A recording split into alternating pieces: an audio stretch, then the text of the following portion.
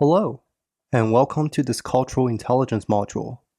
Before we start, you might be wondering, what is cultural intelligence? Cultural intelligence, or CQ, is the capability to work effectively with people who have different cultural backgrounds. Think of it as a practical skill set that helps you make sense of cultural differences and to respond in ways that build trust and keep collaboration moving forward. Whether you've already collaborated with international teams or you're just starting out, developing your CQ will help you navigate differences and build stronger, more inclusive partnerships. Working across cultures can be challenging, but it can also be incredibly rewarding when you have the right mindset and tools. In this module, we will explore three key components of cultural intelligence: CQ knowledge, your understanding of how cultures vary, including visible things like language or greetings, and less visible aspects like values and attitudes about time and hierarchy. CQ drive, your motivation and confidence to engage with other cultures, or your levels of interest and persistence, even when interactions get challenging. And lastly, CQ strategy, how you plan and adapt in cross-cultural situations. For example, by being aware of your own assumptions and preparing to bridge communication gaps. Together, these three CQ components will equip you to handle cross-cultural teamwork with more awareness and skill. As we begin, remember that everyone starts this journey from a different place. You might feel confident in some cross-cultural situations and uneasy in others. That's completely normal. The goal here isn't to be perfect at intercultural interactions. It's to have a growth-oriented mindset that enables self-awareness for skill development over time. So, take a breath and be honest with yourself about where you are now. This module is a no-judgment zone, meant to help you identify your strengths and the areas you want to improve. Ready to get started? Let's dive into our first component, CQ knowledge, your understanding on cultural similarities and differences. Culture involves both visible elements and invisible elements. Visible culture includes obvious customs and artifacts. For example, how people greet each other in the workplace, traditional clothing, holiday celebrations, or even the food they eat. Invisible culture consists of the deep beliefs and expectations that guide behavior. For instance, attitudes about time and punctuality, the way decisions are made or who is expected to make them, how trust is developed in relationships, and preferences for giving feedback. These unseen factors strongly influence how people communicate and work together across different cultures. By extension, people of different cultures have similar or different tendencies across both their visible and invisible elements. Although there are many different lenses or dimensions to evaluate a culture, for our cultural knowledge section, we will focus on 5 pillars. We will provide a high-level overview on how cultures have different communication preferences, how leaderships are viewed and decisions are made, how cultures approach feedback, the way different cultures might build trust, and their attitudes toward time. Before continuing further, it's important to understand that cultural knowledge serves to notice general tendencies across different cultures and not assigning fixed label to individuals. Use cultural insights as helpful guides, not as stereotypes. Always stay curious and ask questions rather than assuming everyone from a culture behaves the same way. Remember, each person is unique, and different contexts like work, family, and age can shape very different behaviors even when they're in the same culture. Now, let's move on to our first pillar, communication preference. Cultures differ in how much information is spoken directly and how much is left unsaid. In some cultures, communication tends to be implicit and context-rich. People often assume shared background and rely on tone, body language, and subtle cues to convey meaning. In other cultures, communication is more explicit and direct. Speakers spell out their meaning clearly in words to avoid confusion. Neither style is right or wrong, but they lead to different expectations. In cultures that tend to use implicit communication, much of the message is conveyed through context, tone, or shared understanding. Speakers may give hints or say things in an indirect way, trusting that listeners will read between the lines. For example, a manager giving subtle criticism might say, "Your report is a good start. Perhaps we could take another look at some sections." This delivery hopes the employee to pick up on the need for improvement without a blunt statement. An invitation in an implicit style culture might be, "We might have a small gathering later this week if you're free." This expects the listener to sense that this is a genuine invitation without it being spelled out. On the other hand, in cultures that tend to use explicit communication, messages are conveyed with clear, unambiguous language. People say exactly what they mean, and important details are stated plainly. For instance, in this case, a manager might say, "I found several errors in this report. Please fix them by tomorrow." This direct feedback style is meant to avoid misunderstandings. An explicit invitation in this case would be, "I'm having a house party at 7 p.m. this Friday. Would you like to come?" Here, time, place, and intention are all clearly stated. Both approaches have advantages. Implicit communication relies on how we think the other person might feel and is considerate of context, while explicit communication can be efficient and leave less room for confusion. The key is to be aware of the difference and look for cues. For example, when communicating with someone from a context-reliant background, pay attention to body language and the overall situation. With someone from a very direct communication culture, expect them to say things plainly. Again, tendencies are just trends, and each individual, given their cultural background, might still differ from such tendency. So whenever in doubt, and as good practice for any group collaborations, always ask clarifying questions to ensure mutual understanding. As a quick knowledge check, please read the following statement and select whether the statement is true or false. The statement says, "Everyone in a given culture communicates in exactly the same way." The answer is false. Communication styles can vary widely, even within one culture. Individuals have their own personalities and may switch styles depending on context. It's a myth to think a culture is 100% one way or the other. Even in cultures that tend to be implicit, you will meet people who are very direct at times, and vice versa. Always observe the specific situation and the person you're communicating with in front of you. Now, let's move on to our second pillar, leadership and decision making. Cultures also differ in how they make decisions and how they view leadership authority. In some cultures, teams make decisions together through discussion and consensus. These cultures tend to value an egalitarian approach, where everyone's input is expected and people usually feel comfortable speaking up, regardless of rank. In other cultures, decisions are typically leader-driven. A manager or senior person makes the final call, and others defer to that authority.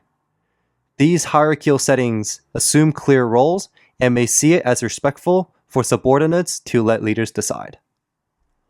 In cultures that tend to value group-oriented or collaborative decision-making, decisions are made with input from many team members. The group discusses options openly and reaches a consensus or compromise on a plan. In this style, newer or lower-level team members often feel free to offer opinions and debate ideas.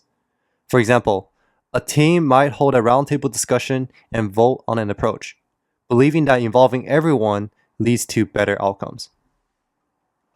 On the other hand, cultures that tend to value leadership-driven decision-making process, one member, usually the most experienced or informed, might gather information and make the final decision. In this setting, team members typically expect the leader to call the shots, and they're less likely to challenge that decision publicly. To clarify, that is not to say that the rest of the team are not contributing. They are typically still expected to leverage their expertise and provide useful insights on a given topic, but they expect the leader to make the final, informed decision. In cultures that use this style, having a strong authority figure is seen as normal, efficient, or even essential for a team. For instance, a manager might review all options privately and then announce the course of action without a lengthy team debate. As a quick knowledge check, please read the following scenario and select the best option. The scenario states, imagine on a virtual team meeting with the agenda to decide the next steps for your team's project. After everyone finishes providing their updates, one member presents a plan and then says, given everyone's input, let's proceed with this approach. No one else offers alternatives or objections, and everyone seems comfortable with that. What cultural pattern does this scenario most likely reflect? Given the scenario, the best option is A. This scenario suggests a culture where decisions are leader-driven and hierarchy is respected. One member made the decision and others naturally fell in line. In cultures with strong hierarchy, many team members may expect the leader to lead the decision and may feel it's efficient or it's not their place to disagree openly. Some cultures encourage straightforward feedback, being open and direct even about problems, because they value honesty and efficiency. Other cultures prefer tactful or indirect feedback, softening criticism to maintain harmony and avoid embarrassment. Neither style is better universally, and each fits a different idea of respect. In cultures that tend to prioritize straightforward feedback, the speaker states problem clearly and openly. They believe that pointing out mistakes directly is respectful in the sense that it saves time and leaves no confusion. For example, a student in a group project providing feedback on their group assignment might say, one part of your work overlaps with my part. Let's change it now so we don't lose marks for lacking clarity. This approach is valued in settings where people expect honesty and quick solutions. Now, in cultures that tend to prioritize tactful feedback, the speaker couches criticism in gentle language and often begins with praise. They aim to avoid offending the person's pride or causing loss of face. Using the same scenario, the student providing feedback to their group member might say, overall, your part is very well written, but there's one section that overlaps with my part. How about we take a look at it together? This way of giving feedback emphasizes positive intent, and they might even offer to help to further soften the blow. Such feedback approach is more common in cultures that see blunt criticism as rude. Just like what we covered in other pillars, neither style is inherently right or wrong. It just depends on what the listener expects. Some cultures appreciate a direct approach for its clarity, while others might find blunt feedback discouraging and prefer a softer approach. One thing to highlight is that even if cultures score similarly on their feedback approach, the way feedback is delivered may still differ drastically across contexts and situations. Let's say there are two countries with their own distinct cultures, but they do, however, score similarly on their indirectness to feedback. Upon further investigation, you realize that the underlying motive for their indirectness is completely different. Country A's indirectness stems from the desire not to lose face or feel embarrassed in public settings. So pulling the person into a private setting would generally make it more conducive to direct or blunt feedback and is more culturally acceptable in that country. For Country B, the indirectness stems mainly from the idea of politeness and cordiality. So being considerate with the wording and delivery is generally maintained regardless of setting. Both cultures exhibit elements of indirectness, but understanding the underlying motive for how each culture approaches feedback is critical to understanding its nuances. Again, there is no better way to learn about a culture than to communicate directly with people from that cultural background. So always stay open-minded and ask questions for clarification. That said, for the quick knowledge check, please complete the multiple choice question by selecting the most appropriate answer choice. The multiple choice question asks, which statement best reflects how feedback styles work across cultures? The correct answer is option C. Cultural background influences feedback style, but within any culture, people have different personalities and may change their style depending on context. Some individuals may be more direct in one setting and more gentle in another. In short, use cultural patterns as a starting point, but pay attention to the actual person and situation, and avoid absolute judgments like always or never. Moving on to our fourth and second last pillar, building trust. Cultures differ in how people build trust with colleagues and mentors. In some settings, trust is task-focused. People gain trust by demonstrating competence, reliability, and meeting goals.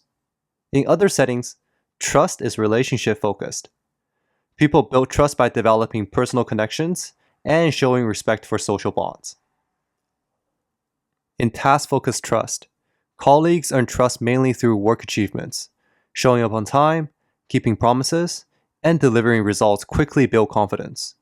Personal life is typically kept separate from work.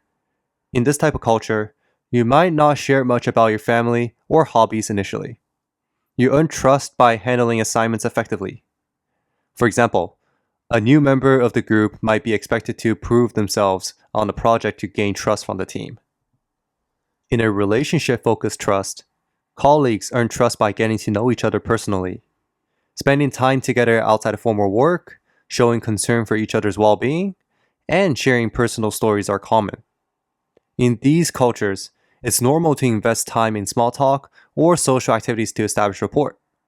For example, a manager might invite a new teammate out for coffee or dinner to talk about family and interests, which helps build a trusting bond. To provide more context, imagine you're joining a multinational team. In one country, your manager might immediately assign you important tasks, expecting you to prove your skills before being invited to social gatherings. In another country, your manager might focus first on meeting you over lunch and discussing your background before entrusting you with major responsibilities. Both approaches seek trust, but through different paths. Understanding this helps with collaboration. If a colleague from a relationship-oriented culture seems overly personal at first, they're just building trust. If someone from a task-oriented culture is immediately task-focused, they may be earning your confidence by performance. As a quick knowledge check, please read the following statement and select whether the statement is true or false. The statement says, people from task-focused cultures don't value relationships at work at all. The answer is false. Task-focused cultures do value good relationships, but their primary emphasis is on competence and performance as the basis for trust. It's not that relationships aren't important, but they often develop after a person has proven themselves. Conversely, in relationship-focused cultures, getting to know colleagues is seen as essential before or while doing work together. Now moving on to our fifth and final pillar, attitudes toward time. Another cultural dimension is how people treat time, schedules, and deadlines. Some cultures have a structured view of time. They plan carefully, keep to schedules, and consider punctuality very important. Other cultures have a more flexible view of time. They see schedules as guidelines and are comfortable with changing plans and multitasking. In cultures that tend to value structured time orientation, time is seen as linear and segmented. Meetings start on schedule, deadlines are firm, and being late is often viewed as rude or disrespectful. For example, someone from a structured time culture might plan every hour of the day, set strict deadlines, and expect others to follow the plan closely. They might become stressed if plans change at the last minute or if someone consistently arrives late. On the other hand, in cultures that tend to emphasize flexible time orientation, time is seen as more fluid. Schedules can shift, and tasks may overlap. Being adaptive often takes precedence over strict adherence to the clock. For example, in a flexible time culture, it's normal for meetings to begin when enough key people have arrived rather than at a set time.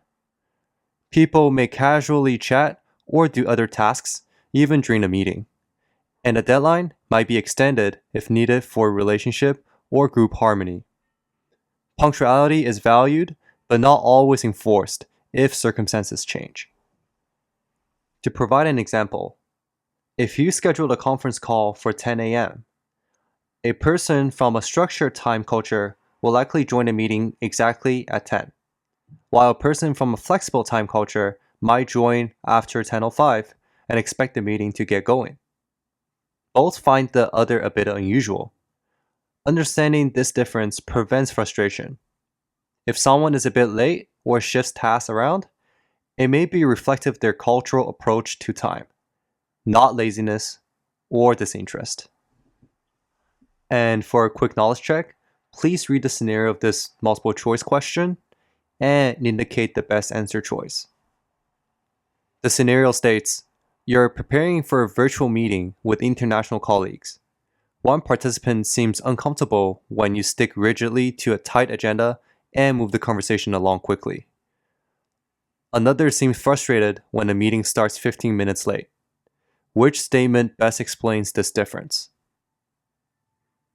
Given the scenario and the options, the best option is B. This reflects cultural differences in time orientation.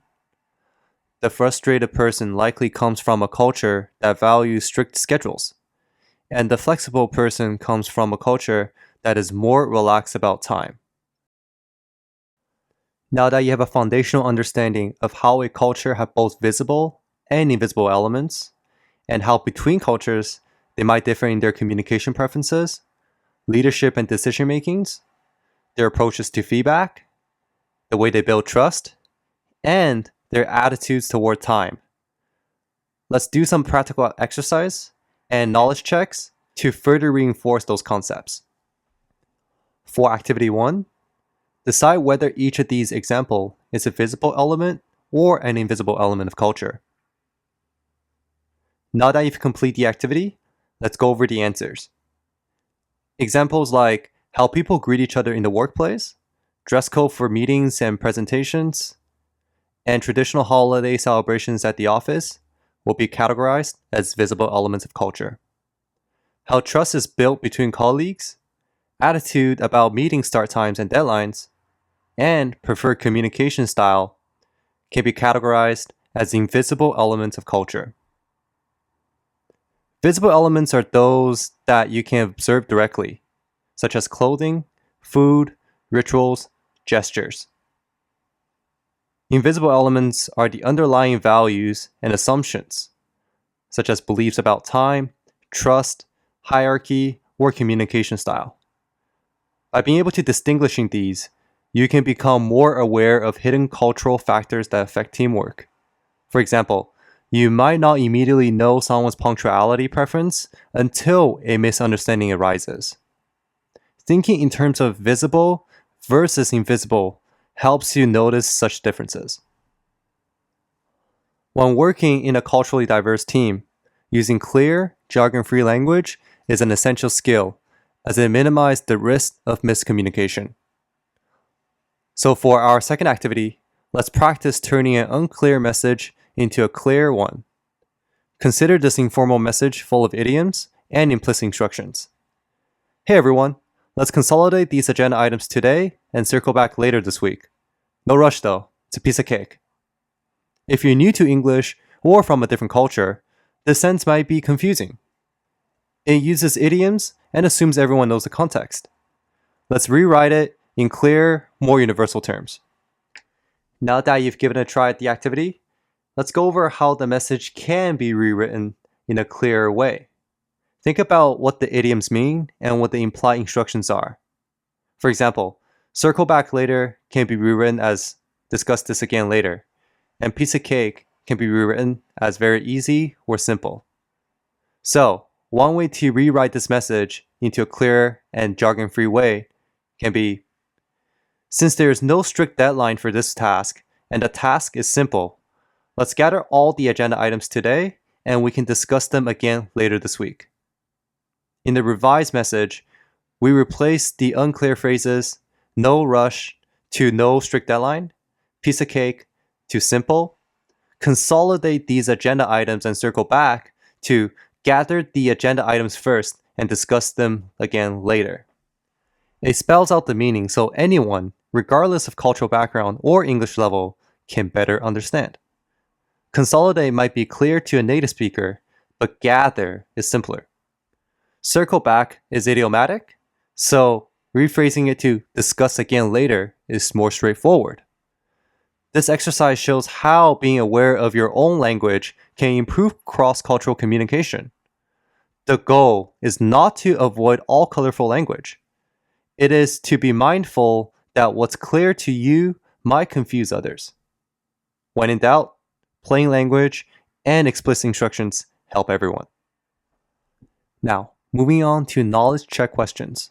For first question, read the following scenario and indicate whether the conclusion drawn from the scenario is true or false. The scenario states, you're working with a colleague from an explicit communication culture. After a meeting, you realize your colleague never said yes to your proposal. They only smiled and nodded.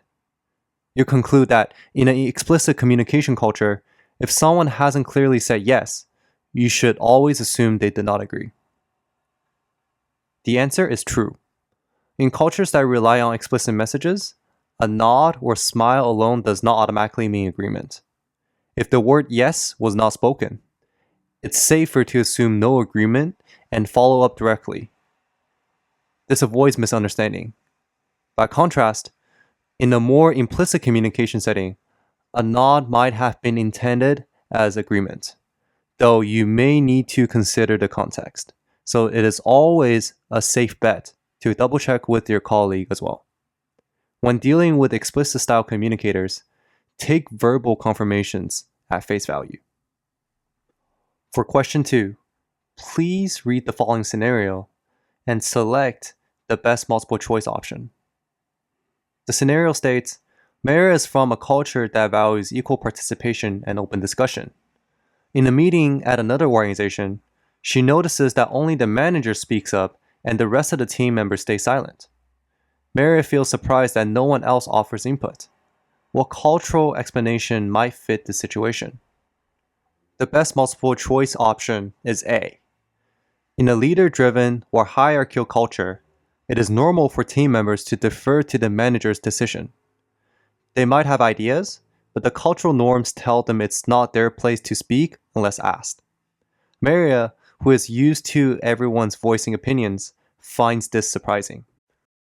For the third knowledge check question, again, please read the following scenario and select the best multiple choice option.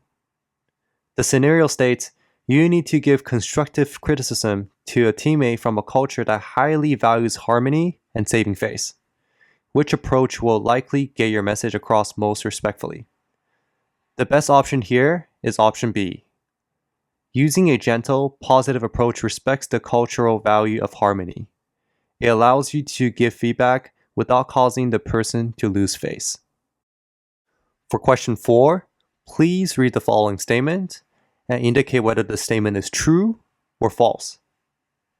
The statement says, in a task-focused culture, colleagues believe that performance and results alone are enough to build trust, so they rarely spend time on personal relationships at work. The answer is false. In a task-focused culture, personal relationships are not ignored, but trust is primarily earned through demonstrated ability and reliability. People still maintain relationships, but they may not invest heavily in socializing. They will, however, still expect respect and collegiality. It's just that they put more emphasis on competence. In contrast, in relationship-focused cultures, building personal rapport is seen as an essential foundation for trust, often through social meetings or personal conversations. For question 5, please read the following scenario and select the best multiple choice option. The scenario states, you're coordinating an international project. One colleague from a structured time culture is upset when another colleague from a flexible time culture misses a deadline by a few days. How can this situation best be interpreted? Given the following options, the best option is B. The difference likely stems from cultural attitudes toward time. The upset colleague values sticking to the schedule, while the other is culturally more relaxed about deadlines. As a final takeaway, Developing CQ knowledge doesn't mean memorizing every country's customs. It means understanding broad patterns of how cultures tend to work, where they tend to differ, and using that understanding flexibly. For example, you've learned general differences in communication style, decision making, feedback, trust building, and time management. These frameworks help you notice potential cultural gaps. For example, recognizing that a quiet meeting might mean respect for authority, or that a smile without words might not be a yes to your question. However, it's equally important to remain curious and open minded. When you encounter something unexpected, use your CQ knowledge as a starting point. Then ask questions and observe the individual or team. Remember, there are no rules that apply absolutely to everyone. With CQ knowledge, you become better at spotting when cultural differences might be at play and more adept at bridging them, all while treating each person as an individual rather than a stereotype. And speaking of remaining curious and open minded, let's move on to our next section, CQ Drive. CQ Drive refers to your willingness, interest, persistence, and confidence in engaging with people whose cultural backgrounds differ from your own. This includes everything from how eager you feel to initiate conversation, how committed you stay during challenging moments in a multicultural group, to how confident you feel navigating differences in communication styles. In theory, motivation seems easy. If you're curious and interested, you naturally participate. If something feels rewarding, you likely want to do more of it. However, in practice, motivation is influenced by real feelings and pressures. You might feel uncertain about what to say. You might worry about unintentionally offending someone. You might be unsure about how to interpret someone's tone or silence. Sometimes, even if you want to engage, anxiety or confusion make you hold back. None of these reactions mean you lack motivation or ability. They simply mean you're learning. That's why it's important to remember, feeling awkward, hesitant, shy, or confused in intercultural interactions is extremely common. These moments are not signs of failure. They are signs that your brain is stretching, adapting, and expanding its patterns. Think about when you first learned to drive, started a new sport, or tried to speak a different language. At first, everything felt unfamiliar. But that unfamiliarity was a sign that new skills were forming. As such, you will leave today with a better understanding of your own drive and a set of small, realistic actions you can take to strengthen it. Now, let's focus on our first objective, define and normalize motivation. CQ Drive combines three core ingredients: interest, persistence, and confidence. These three ingredients work together. In the context of intercultural collaboration, interest helps you enter new cultural environments. Persistence helps you stay engaged in them. And confidence helps you learn from them. You can think of those three core ingredients as a set of guiding, reflective questions as you go through those different intercultural environments. For example, for interest, you could ask yourself, do I find it enjoyable or meaningful to engage with people from different cultural backgrounds? For persistence, when something feels confusing or challenging, do I try again? Do I stick with it instead of shutting down? And for confidence, do I believe in my ability to learn, adapt, and successfully navigate cultural differences? To clarify, confidence does not mean certainty. It means trusting that you can figure things out, even if you make mistakes along the way. With regard to CQ Drive, we will also distinguish between two types of motivation. They are intrinsic motivation and extrinsic motivation. Intrinsic motivation are the internal reasons you want to engage: curiosity, enjoyment, wanting to learn, wanting to build relationships, or simply liking diverse environments. Extrinsic motivation are the external reasons you may engage: program requirements, participation marks, job expectations, career goals, leadership development, or networking opportunities. Neither type is better. They work together, and most people rely on a blend of both. Here is the most important reframe. Discomfort is not a threat. It is information. It tells you that you are entering a zone of learning. When you feel a small amount of awkwardness or uncertainty, your brain is actually creating new pathways for cultural intelligence. When you interpret this discomfort as normal, it becomes much easier to stay engaged. When you interpret discomfort as failure, you disconnect from that. Normalize your discomfort. Use it as a signal that learning is happening. Now, moving on to our second objective, diagnose barriers and boosters. We will explore what supports your motivation and what drains it. Motivation is not fixed. It fluctuates depending on the situation, your mindset, and the context. By naming your barriers and boosters, you'll learn how to manage them instead of being controlled by them. This activity helps bring hidden thoughts to the surface. On your screen, you will see a list of statements. Your task is to sort each statement into either barrier or booster. A barrier is something that lowers your motivation or makes engagement harder, while a booster is something that increases your motivation or gives you energy to engage. Your responses reveal the pattern that shape your CQ drive. Some of your motivations support engagement and confidence, while others may hold you back or reduce your persistence. Understanding these patterns is essential for personal growth. You spend some time exploring what motivates you and what might hold you back when engaging across cultures. Now, it's time to put that insight into practice. With Objective 3, building cultural self-efficacy, it is all about boosting your confidence through experience. That is, connecting your motivation, or CQ drive, to real actions. Cultural self-efficacy simply means believing that you can succeed in cross-cultural situations. How do you build that belief? By taking small steps forward, even when you feel unsure. Think of a time when you feel hesitant in a cross-cultural interaction. Maybe you were worried about saying the wrong thing, or perhaps you had a misunderstanding with someone from a different background and felt embarrassed afterward. It's easy in those moments to pull back and avoid further interaction, but that's where growth stops. Instead, building self-efficacy means trying a small, positive action to move past the hesitation. For example, imagine you're working on a project with a teammate from another country. In your last meeting, there was a minor miscommunication. Let's say you mispronounced your teammate's name or misunderstood one of their comments.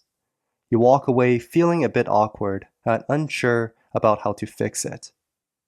This is the perfect opportunity to practice cultural self-efficacy. Rather than withdrawing, you might send a friendly message to your teammate afterwards. You might say, "I realize I may not have gotten your name right. Could you help me with the pronunciation? I want to make sure I say it correctly." Or you might politely clarify the point that confused you. And you might say, "I think I misunderstood what you said about the project timeline. Could you explain it again? I want to be sure I'm on the same page." Taking either of these small actions shows two things. You're interested in learning, and you're not letting a bit of discomfort stop you from engaging. Often, you will find your teammate is happy to help and appreciative of your effort. And for you, that one little step out of your comfort zone turns an uncomfortable moment into a success. You've shown yourself that, hey, I can do this. That feeling when you push through uncertainty and it works out okay is how you start building real confidence for the future. Each time you make an effort to connect or clarify, even if it's awkward, you're teaching your brain that these situations can be handled. Over time, these small wins add up, or in other words, your cultural efficacy grows with every experience. You will notice that you start participating more actively in group discussions, even with people who have different perspectives or communication styles. You might volunteer ideas or take initiatives on a team project without as much self-doubt. And if something goes wrong where there's confusion, you will be more likely to address it openly rather than shy away. In other words, by consistently exercising your CQ drive in real situations, you become the kind of team member who not only wants to collaborate across cultures, but truly believes you can make it work. That confidence is contagious. It can encourage others on your team to stay engaged, and together, you get better at overcoming cultural hurdles. Building cultural self-efficacy is an ongoing process. Even very experienced people will occasionally hit a bump in the road. The difference is that with practice, you learn to meet those bumps with resilience instead of fear. So keep challenging yourself with those small steps. Every time you do, you're strengthening your CQ muscles and proving to yourself that you can navigate and thrive in a multicultural environment. And now, let's move on to our third and final CQ component, CQ strategy. In theory, diverse teams can produce more innovative, well-rounded solutions. This is a goal of intercultural collaboration. Diverse perspectives plus effective collaboration equals better solutions. In practice, however, diversity can also introduce challenges. Misunderstandings or conflicts can arise if cultural differences aren't managed carefully. CQ strategy is about being proactive in handling these challenges. This is the dimension of cultural intelligence where you plan before an interaction, monitor during the interaction, and adapt and reflect after an interaction. By strategizing, you can make the most of culturally diverse collaboration and avoid its downsides. In this section, we'll focus on two major aspects of CQ strategy. 1. Recognize and overcome our own biases. And 2. Use the TOPIO framework as a tool to analyze and navigate communication. Before we begin, we want to reassure you that this section of the module is not meant to judge or condemn you for any biases you may have. We want you to be reflective. Everyone has biases, and everyone can learn strategies to manage them. With self-awareness and a good framework, you'll feel more confident engaging thoughtfully across cultures, instead of reacting on autopilot. First, let's talk about how our brains make decisions. Psychologists often describe two modes of thinking. The first one being automatic system, or fast thinking. This system is quick, instinctive, and emotional. It relies on mental shortcuts and past experiences. We make fast judgments using this system. For example, recognizing a familiar face instantly, or hitting the brakes while driving without thinking. Though this system of thinking is efficient, it can be biased because it draws on stereotypes and generalizations our brain has stored. The second mode of thinking is controlled system, or slow thinking. This system is deliberate, analytical, and effortful. We use this for complex problems or new situations. For example, solving a math problem or carefully drafting an important email. This system can catch and correct biases, but it takes more time and energy. Because of this, we don't always use it, especially not for every minor decision. Most of the time, especially in familiar or stressful situations where we need to think quickly, we rely on the automatic mode. This means that we may be applying biases without realizing it. This is not necessarily out of bad intent, but simply because our brain is taking a shortcut from our past experiences. Becoming culturally intelligent means we need to interrupt these autopilot responses when needed. Let's define a few common unconscious biases that are very relevant in intercultural settings. As we define them, try to reflect on times when you've been affected by them. 1. Similarity attraction bias. This is the tendency to favor or trust people who are similar to us, whether it be in background, appearance, or beliefs. For example, Imagine you are forming a project team and you naturally want to work with a classmate who speaks your language or has a similar cultural background. That comfort is natural, but it can unintentionally leave people out who are different. Because of that, you might miss out on new ideas that they could bring. 2. Cultural bias. This is the bias of viewing the world through the perspective of your own culture, often unconsciously. This can include ethnocentrism, which is where someone assumes their own culture's manners are normal or superior. With cultural bias, we judge others' behaviors by our own standards. For instance, you might think, showing up 10 minutes late is rude. That's a cultural viewpoint, perhaps coming from a punctuality focused culture. If someone from a more flexible time culture arrives late, you might label them as disrespectful or even unprofessional, because it is labeled as such in your culture. You likely won't consider this through their cultural norms, and this is what cultural bias is. 3. Fundamental attribution bias or error. This is the tendency to attribute someone else's actions to their character or personality. However, we attribute our own actions to our situation or circumstance. Interculturally, this means that if something goes wrong, we might blame the person's culture or character instead of situational factors. We might say something like, they're just like that. For example, if a team member from another country doesn't contribute to a meeting, one might think they're uninterested. We are less likely to frame it as, maybe they're waiting to be invited to speak. Overall, we are sometimes kinder to ourselves, saying things like, I was quiet because I was jet lagged. But we don't always give the same level of patience and understanding to others. 4. Confirmation bias. This is the tendency to seek out or interpret information in a way that confirms what you already believe and ignore information that disagrees with it. If you hold a certain stereotype, even a small one, confirmation bias makes you notice anything that fits that stereotype and ignore what doesn't fit. For instance, if you believe Group X is not very punctual, when one member of the group is late, you'll think, see, I was right. But you might ignore the times that members of the group were actually early or on time.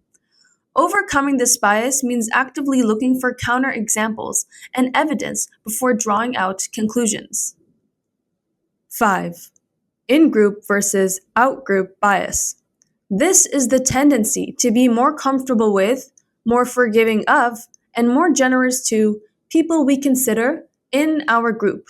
However, we might be less understanding with people we see as others. For example, imagine you're in an international study program.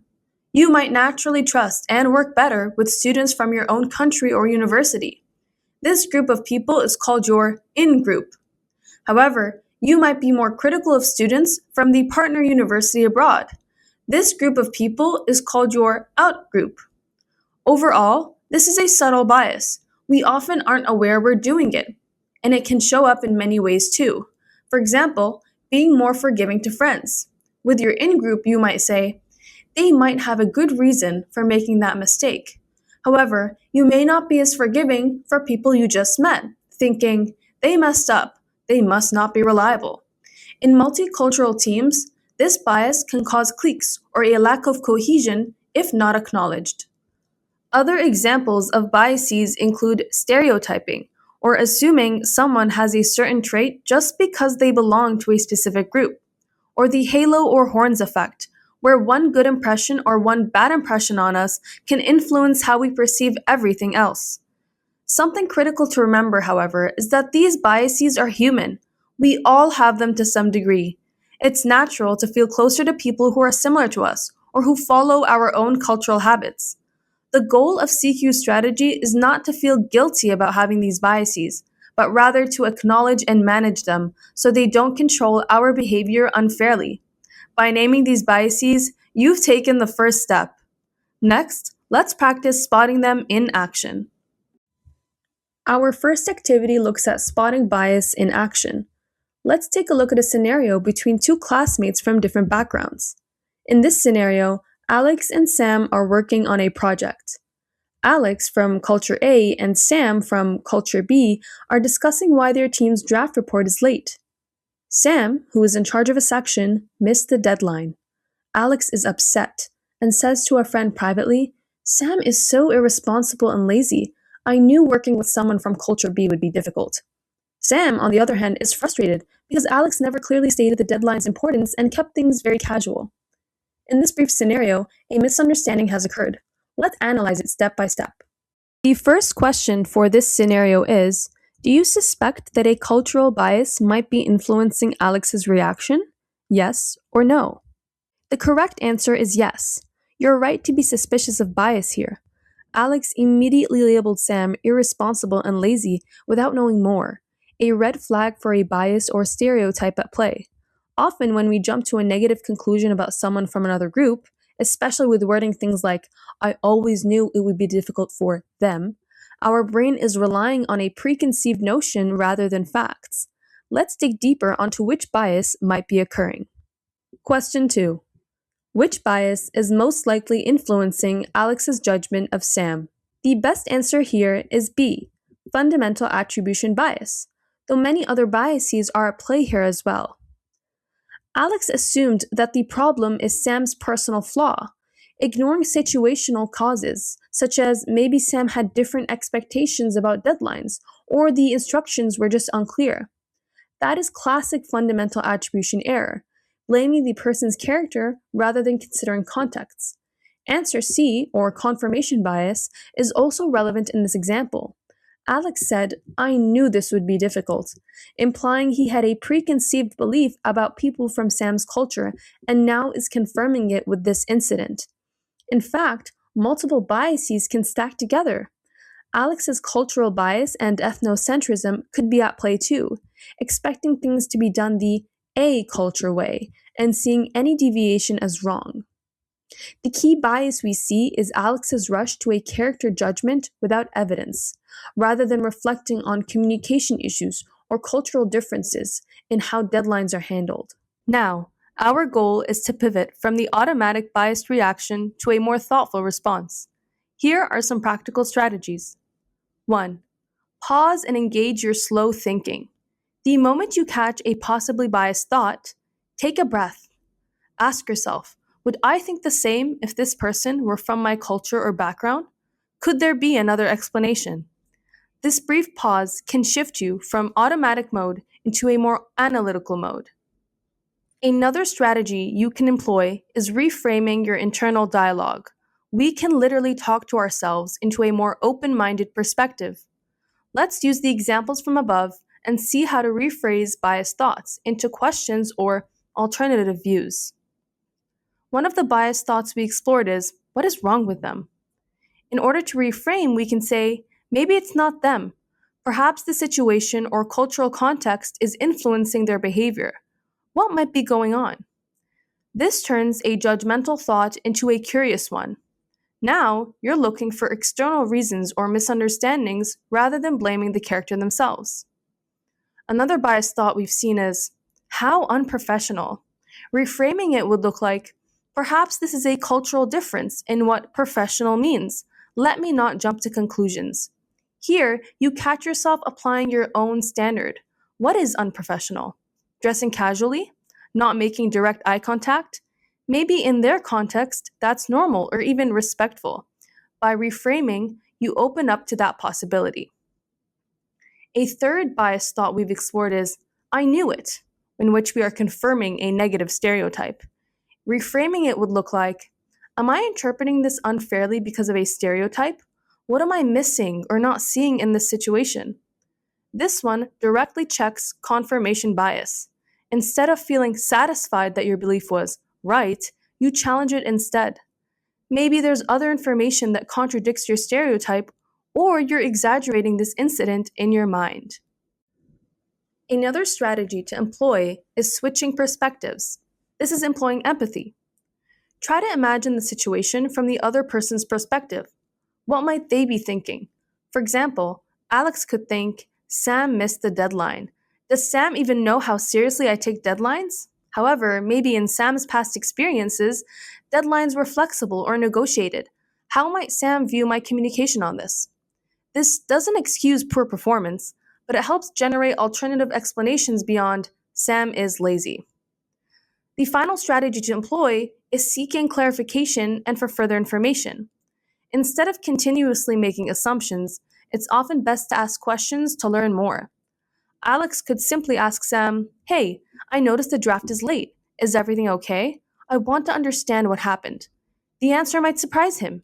Maybe Sam was waiting for Alex's input, or misunderstood the timeline due to time zone differences. By investigating, Alex not only checks his bias, but also demonstrates openness to Sam's perspective. In our second activity, let's revisit Alex and Sam's scenario with these strategies in mind. Imagine you are Alex in this moment, when the report is late and you are frustrated. Instead of letting the biased thoughts control you, what could you do differently? In this question, we ask, how could Alex challenge his biased thought and approach the problem more openly? The correct answer is B. Option B is a textbook culturally intelligent response. By considering that the difference might be cultural and not a personal failure, Alex moves into a problem-solving mindset. Asking a clarifying question opens communication. Sam can then explain his perspective, and this not only helps fix the immediate issue, but also builds mutual understanding. Alex, in this scenario, will engage his controlled thinking by doing this, and he's challenging his initial assumptions and gathering facts. As you can see from this activity, practicing this reframing technique in your own life can be powerful. The next time you find yourself thinking something negative about a teammate or someone from another culture, pause and try to reframe it. Even if you still feel a little annoyed, you'll likely handle it in a more respectful and effective way, leading to better outcomes than if you stayed in the biased mindset. In this third activity, please match each situation with the best bias mitigation response.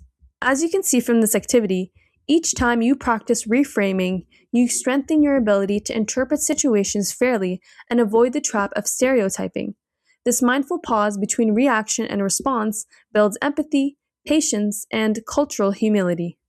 Even with the best intentions, intercultural communication can break down due to differences in values, expectations, or styles.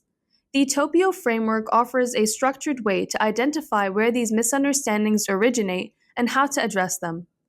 Topio stands for tongue, order, people, organization, and intention.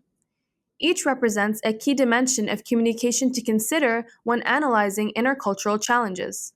In this section, we will walk through each dimension and apply it to the same scenario so you can see how a single interaction can be interpreted in multiple ways. First, let's acquaint ourselves with this scenario. A student from a direct communication culture asks their group partner, who comes from a more indirect communication culture, to finish their part of the project as soon as possible. The partner nods politely and says, "Yes, I'll try," but the work does not come in time. Frustration builds even though neither of them intended harm. The first dimension of this framework is tongue. Tongue refers to language and communication style, including tone, speed, nonverbal cues, and the level of directness. A good question to ask for this dimension is, are differences in verbal or nonverbal communication causing confusion? In this scenario, the first student assumes as soon as possible means do this immediately. The second student interprets it as a flexible, non-urgent request and responds politely with "I'll try." From the tongue dimension, we see that the issue is not laziness or disrespect, but different meanings behind the same words. The second dimension is order. Order focuses on how an interaction is structured or organized. Are there different expectations regarding time management, meeting format, or decision-making processes? In this example, one student expects a linear approach: ask for a task, set a deadline, receive the task, and complete the task. The partner is used to a relational approach: establish harmony, avoid strict timelines during early discussions, and adjust deadlines collaboratively. The conflict is about different expectations for how work should be organized. One expects explicit scheduling, the other expects flexible timing negotiated gradually. The third dimension is people. People examines the interpersonal dynamics and relational factors at play. Could hierarchy, familiarity, or even social roles be influencing how individuals interact? The direct student in this scenario sees the partner as an equal peer and speaks casually. The partner perceives the student as taking a leadership role and feels pressure to be agreeable, because contradicting or refusing someone in a higher status position may feel disrespectful. The frustration stems from role expectations, not personality. One person thinks they're being clear, the other thinks they must follow the other's lead. The fourth dimension is organization. Organization considers the broader institutional or cultural systems that shape behavior. Are these organizational norms, cultural expectations, or even community traditions influencing the interaction? In this scenario, the direct communicator could come from an environment where being clear, assertive, and timely is rewarded academically. The indirect communicator could come from a context where harmony, politeness, and avoiding conflict are valued more than speed. The problem reflects two different cultural systems around collaboration, not a personal failing. Each student is following the norms they were taught are respectful. The final dimension is intention. Intention looks at the underlying motivations or goals. Could a misunderstanding be occurring because individuals assume different intentions, values, or priorities? In this scenario, the direct communicator assumes the partner doesn't care or is being careless. The partner assumes the direct student is upset or disappointed and becomes even more cautious and hesitant, trying not to offend. Both students actually share the same intention to do well on the project. The misunderstanding is in how they show motivation, not the motivation itself. As we can see, intercultural conflicts are rarely the result of a single cause. Misunderstandings often stem from multiple interacting dimensions, such as language, structure, relationships, organizational norms, and even intentions. The Topio framework offers a holistic view, prompting professionals to explore several angles before forming conclusions. By applying Topio, you move from judgment to diagnosis, from who is right or wrong to what is actually happening here. This shift builds intercultural competence and strengthens collaboration in diverse environments. In our next activity, let's take a look at the following scenario. You are collaborating on a project with Becky, a team member from a different cultural background. The project deadline is approaching, and Becky insists in a blunt tone that she knows what to do and that you should follow her lead. Which two Topio elements are most relevant to this misunderstanding? The correct answer is A, tongue and order. Becky's communication style reflects a potential cultural difference under tongue, particularly in how directness is perceived. The urgency of the project and her approach to decision-making relate to order, as different cultures may have varied expectations regarding structure, authority, and the distribution of control under pressure. In our final activity, take a look at the following scenario and apply the Topio analysis. After submitting your thoughts, review the model answer. In this scenario, a supervisor gives feedback indirectly saying, "There's room for improvement," without specifying what needs to change. The employee feels anxious and confused, interpreting the feedback as disapproval. Which Topio dimensions might explain this misunderstanding, and how could the communication be improved? In this scenario, we see that it involves tongue and intention. The supervisor's indirect communication style, likely intended to be polite, may be misinterpreted by the employee as criticism or avoidance. To improve the interaction, both individuals could clarify meaning through open-ended questions and share expectations for feedback delivery. Congratulations! You've completed the Cultural Intelligence module. Let's take a moment to recap what you've accomplished. First, you strengthened your CQ drive, discovering how your enthusiasm and confidence can energize your cross-cultural experiences. You also expanded your CQ knowledge, learning to recognize both visible customs and deeper values that shape different cultures' behaviors. You also practiced your CQ strategy, finding ways to plan ahead and adjust your approach to prevent or gracefully resolve misunderstandings. By developing these three areas of CQ, you're now better prepared to collaborate in any multicultural team. You've seen how drive, knowledge, and strategy work together to help you communicate clearly and respectfully. And as your own cultural self-efficacy grows, you'll find you can handle new situations with less fear and more curiosity. Remember, developing cultural intelligence is an ongoing journey, not a one-time lesson. Think of this module as a solid starting point. Every conversation, project, or friendship across cultures from now on is an opportunity to keep learning and improving. Thank you for being part of this learning experience. Keep challenging yourself to grow, and remember that even small steps can lead to significant progress over time. Good luck on your continued CQ journey. We can't wait to see how you apply your cultural intelligence in the real world. Happy collaborating across cultures.